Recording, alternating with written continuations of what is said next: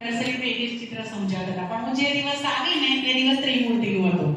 એટલે મને એમ થયું કે મેં થોડું ઉપર ચલી માહિતી આપી કે કોણ છે પ્રશ્નો દ્વારા મેં એમની પાસેથી બધા જવાબો કઢાવ્યા. પછી ગેમ એવી રમાડી કે ભાઈ આ ત્રિમૂર્તિની અંદર તમને શું શું દેખાય છે, કે ભાઈ કયા કલરના કપડાં દેવતાઓએ પહેર્યા છે, બ્રહ્મા વિષ્ણુ મહેશ છે તો કેવા કપડાં પહેર્યા છે, શું એમના ઘરેણા છે, કયા કલરનું છે, મુંગટ છે, કેટલા હાર છે, વીટી છે, એ બધી કાઉન્ટ કરવાની થિંગ્સ અને યાદ રાખીને એને એનું વર્ણન કરવાનું.